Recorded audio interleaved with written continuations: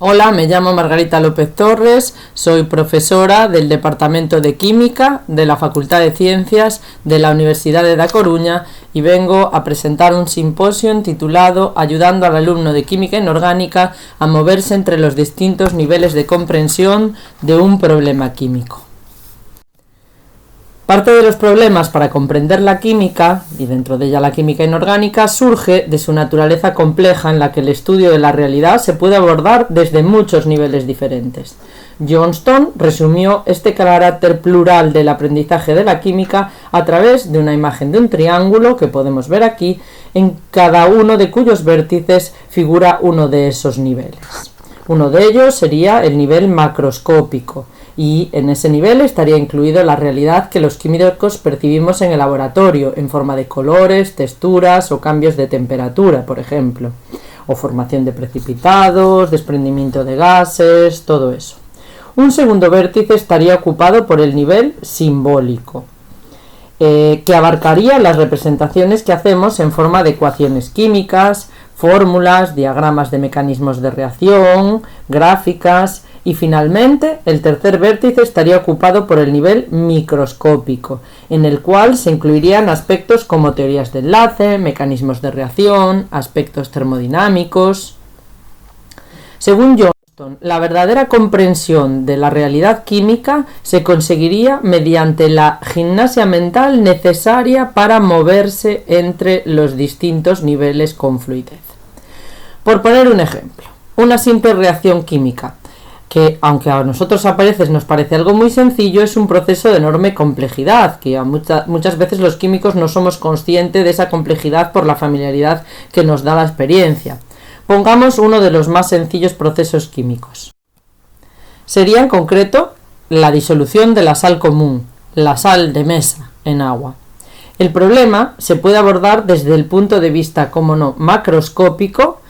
Observaríamos entonces como un sólido blanco y un líquido incoloro, el sólido blanco sería la sal común y el líquido incoloro el agua, se mezclan con la desaparición del sólido en un periodo más o menos largo de tiempo para dar un líquido nuevo, incoloro y transparente igualmente.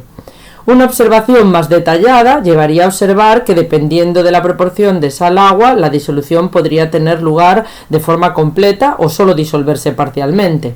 Una medida del cambio de temperatura durante el proceso mostraría que se desprende calor, pero todas esas observaciones serían desde el punto de vista macroscópico.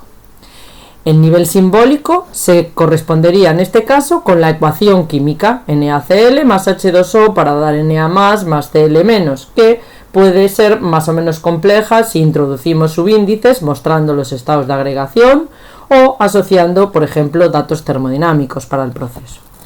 Finalmente tendríamos el nivel microscópico.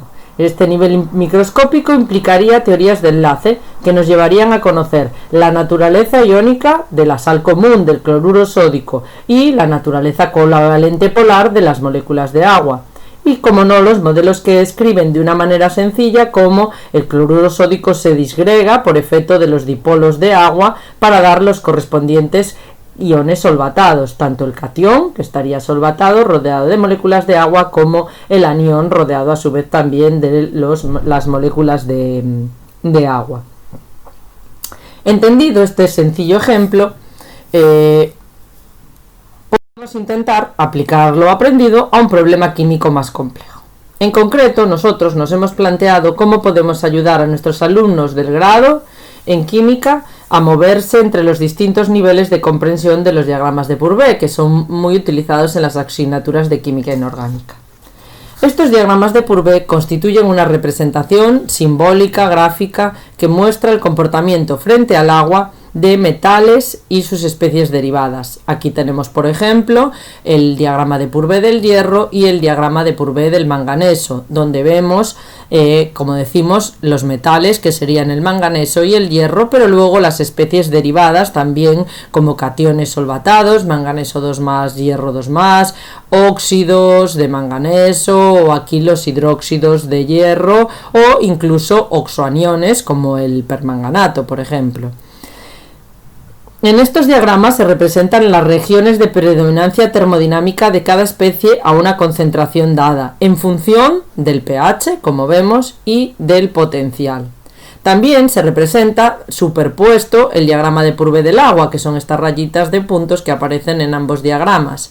Ese diagrama de Purvé del agua lo superponemos porque así podremos ver la estabilidad de las distintas especies frente al agua, que es un disolvente muy utilizado en química inorgánica, de manera que podremos ver si el manganeso o el hierro o el permanganato o el hierro 2+ son estables en disolución acuosa. Un diagrama de Purvé, por tanto, lleva implícitamente representados todos los posibles procesos que llevan a la conversión de unas especies en otras en función de las condiciones cambiantes, lo que da una idea de su complejidad. No, para el químico experimentado ya es complejo, pero ya no digamos para los estudiantes. El problema se puede abordar desde el punto de vista macroscópico, que significaría observar los cambios de color, aparición de precipitados, resolución de esos precipitados. En el nivel simbólico estarían los propios diagramas de Purvé, la representación gráfica de la variación de los potenciales de reducción de un montón de ecuaciones químicas con el pH. Y en el nivel microscópico estarían todas las teorías ácido-base y redox de los cationes en disolución acuosa. Para ayudar al estudiante a alcanzar el deseado grado de comprensión, debemos entonces combinar, tal y como hemos dicho, actividades que permitan a los alumnos conectar los 3 vértices del triángulo de Johnstone para que se muevan con fluidez dentro de esos vértices. Bien, a esos distintos niveles, ¿no? Bien, en este caso concreto, las actividades deberán incluir pequeños experimentos que el alumno desarrollará en el laboratorio para ver, por supuesto, el lado macroscópico del problema, donde vea qué cambios suceden, por ejemplo, al añadir a un catión metálico en disolución una base. Pongamos un ejemplo muy sencillito, el de un catión aluminio 3+. Disolveríamos una sal de aluminio, o el alumno tendría que disolver una sal de aluminio 3, por ejemplo el sulfato de aluminio, en agua, observando cómo se disuelve y aparece una disolución incolora, y añadiría a continuación una disolución de sosa, observando entonces cómo el sólido blanco gelatinoso que se forma al añadir la sosa se redisuelve al continuar añadiendo más disolución de sosa. Volvemos a tener al final otra disolución incolora. Por supuesto, debería de ir midiendo cómo va variando el pH a lo largo del experimento. Una vez explorado el nivel macroscópico, por supuesto tiene que ser en el laboratorio, la actividad debe incluir ejercicios o tareas más teóricas donde el alumno deba trabajar la parte microscópica y la simbólica. Para trabajar el nivel simbólico, trabajaría con el propio diagrama de Purvé, en este caso el diagrama de Purvé del aluminio, en este ejemplo sencillo, donde puede observar las distintas especies químicas presentes en cada uno de los momentos del proceso, según las mediciones además que ha hecho de cómo va variando el pH. Vemos que a medida que aumenta el pH, nos vamos desplazando hacia la derecha en el diagrama y la especie, al principio tendríamos el catión hidratado, que a un pH próximo a 4, la especie predominante pasa a ser el hidróxido de aluminio, y si seguimos aumentando todavía más el pH en un pH próximo a 12, dicho hidróxido se redisuelve para formar el anión aluminato, que sería la especie predominante a un pH ya muy elevado. Además, debería de plantear, como no, las ecuaciones químicas que tienen lugar en este proceso, relacionando las 3 especies, aluminio más 3, el hidróxido de aluminio y el aluminato. Por último, para explorar el nivel microscópico, el alumno debe comprender que los cationes en disolución acuosa se comportan como ácidos de Bronsted. Tendría que ver que el catión realmente, el aluminio 3+ en este caso, u otro catión metálico cualquiera, se rodea de moléculas de agua y interaccionan las moléculas de agua con el catión, de manera que se puede producir ese catión, se puede comportar como un ácido, produciéndose la pérdida de un protón.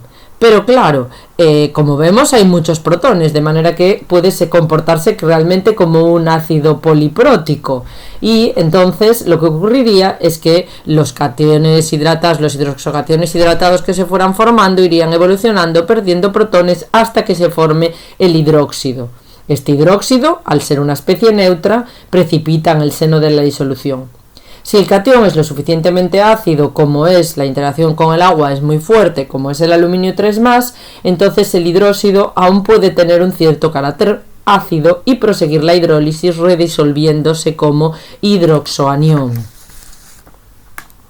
Tal y como hemos comentado, entonces, una verdadera comprensión de todos los fenómenos implicados se daría cuando el alumno fuera capaz de oscilar entre los mencionados niveles a gusto, ¿no?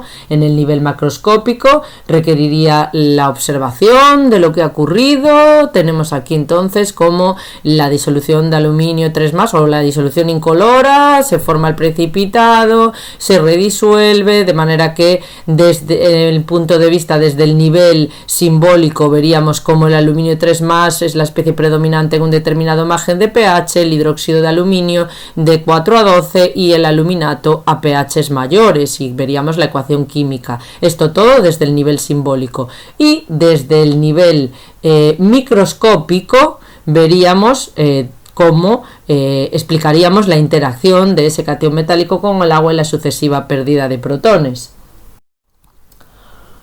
Ya que el nivel macroscópico requiere de la observación de lo ocurrido in situ en el laboratorio, es por tanto de vital importancia que estas actividades puedan realizarse en un laboratorio para que el alumno pueda moverse fluidamente entre los tres niveles. Algo muchas veces complicado, dada la organización de la docencia en nuestras facultades, pero no debemos de rendirnos y seguir intentando impartir el mayor número de clases en el laboratorio, ya que es ahí donde los alumnos pueden moverse entre los tres niveles de comprensión de un problema químico con facilidad. Por último, solo me queda dar las gracias por su atención.